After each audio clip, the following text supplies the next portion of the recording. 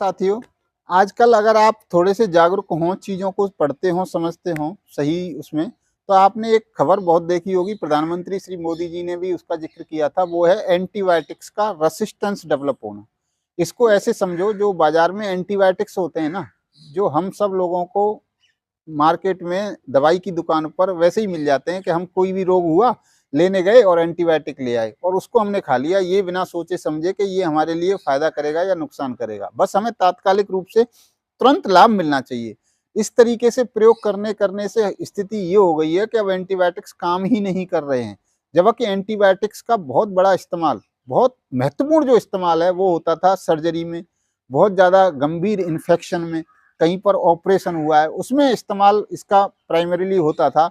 अब इनका इस्तेमाल इतना ज़्यादा कॉमन हो गया है कि हर व्यक्ति, कोई भी रोग हुआ, एंटीबायोटिक्स इस्तेमाल हो रहे हैं। इससे ये समस्या बहुत बड़ी खड़ी हो गई है। हमारे देश के जो बड़े संस्थान हैं, जैसे आईसीएमआर है, जो बड़ी-बड़ी लैब्स हैं, बड़े-बड़े इंस्टीट्यूट्स हैं, उन्होंने चेतावनी जारी की है कि इसके लगातार गलत प्रयोग से हमारे यहाँ बहुत दिक्कत होने वाली है। इसका रेसिस्टेंस डेवलप हो गया है, इससे ये काम ही नहीं करेंगी। इससे मेरा आपसे निवेदन है कि आप आयुर्वेद की तरफ मुड़िए, अननेसेसरी एंटीबायोटिक्स को इस्तेमाल मत करिए। आपको थोड़ा सा भी सर्दी जुकाम हुआ और आपने बच्चे को भी, छोटा बच्चा है, उसको एंटीबायोटिक्स दे दिया, उसकी इम्यूनिटी तो खराब होगी, साथ में आगे ये दवाइयाँ उसको काम नहीं करेंगी। दो तरीके से नुकसान हो गया आपका कि वो बच्चा, उसकी इम्यूनिटी प्रभावित होगी उससे, दूसरा वो दवाई आगे भी काम नहीं करेगी। आगे जब कभी इस बच्चे को इन्फेक्शन हुआ, कुछ हुआ, छोटे मोटा कुछ हुआ, तो वो दवाई काम ही नहीं करेगी। इस तरीके से आप सोच रहे हैं कि कितनी बुरी स्थिति आने वाली है।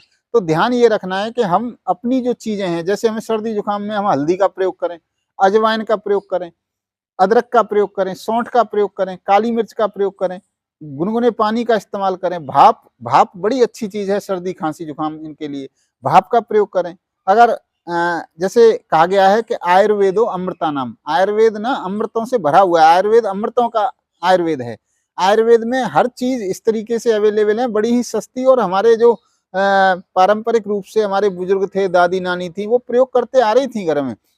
जैसे आपको नींद की समस्या है, तो आप जायफल का प्रयोग कीजिए, आप तलवों की मालिश कीजिए, बजाय इसके कि आप नींद की गोली लीजिए। इस तरीके से आप अपनी दिनचर्या को, ऋतुचर्या को हिसाब से अपने शरीर को ढालिए। मैं एंटीबायोटिक्स पर विशेष कहना चाह रहा हूं कि एंटीबायोटिक्स की इस्तेमाल को आप अननेसेसरी, गैर जरूरी मत करिए।